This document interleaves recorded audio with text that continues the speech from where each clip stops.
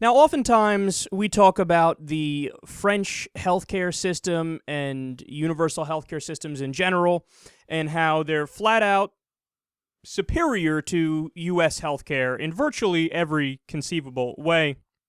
Remember, that's not me saying that. Well, actually, it is quite literally me saying that, but I'm basing it off of the main World Health Organization study on this issue. It was comprehensive. It was done around the year 2000. Since then, we've had, other studies look into this as well. The United States, unfortunately, has only slipped down that list further.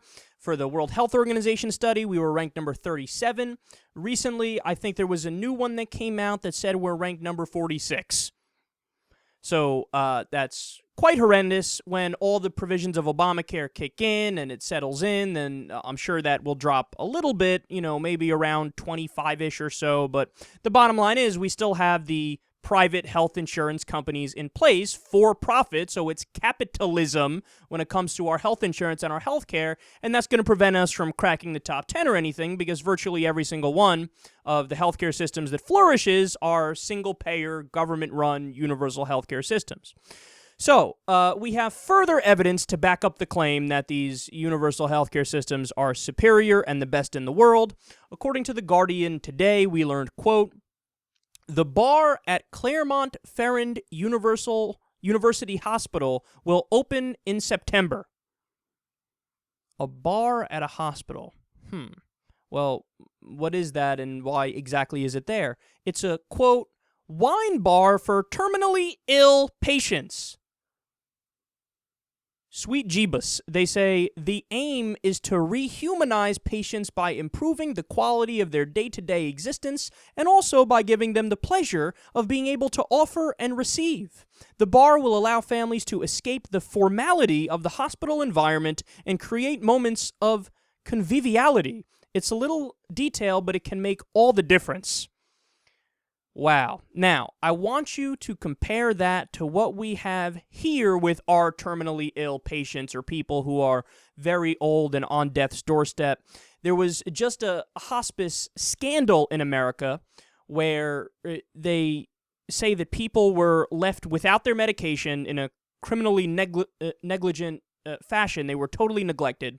And, people would die from starvation, and they would have bed sores, and they didn't get any of the care they needed. And that kind of sums up, that may be the extreme end of what happens to people in the United States when they get really old or they're terminally ill. But more or less, that's what happens. I mean, I remember one of my grandparents, for example, on my father's side, she was in basically an assisted living home that it wasn't very pretty, man, but it was only one they could afford at the time, and it wasn't very pretty. And you walked in there and you go, "Oh wow, this kind of smells like death and looks horrendous." And I feel bad for everybody that's in here.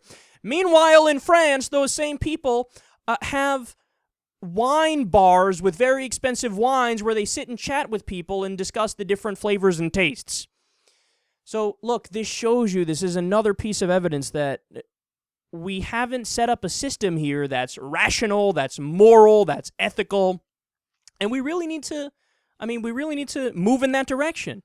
So, number one, this idea coming out of France is awesome, and they should adopt it everywhere in France and everywhere all around the world, wherever they have the resources and the ability to do it. And number two, I've now decided I'm going to make an official new Kyle decree.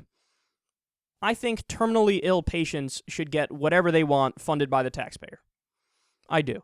If they wake up at 5:30 in the morning and they want some fucking Dunkin' Donuts, a dozen Dunkin' Donuts, and they want to wolf them down, well, look, if they're terminally ill, they have a year or less to live, shit, man, that's the least we could do. Here's your donuts.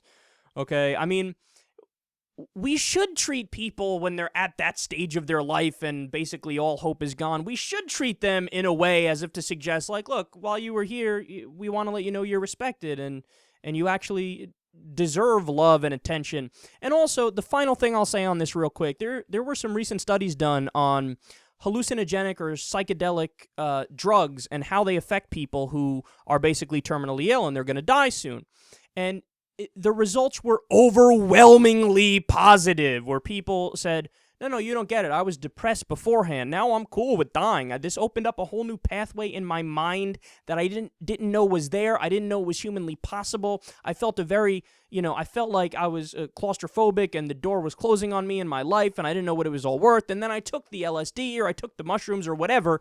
And next thing I know, boom, I'm feeling a lot better. And all of a sudden I have hope. And, this was basically the best medicine I've ever taken. So now that we know that, why not also add that into the mix?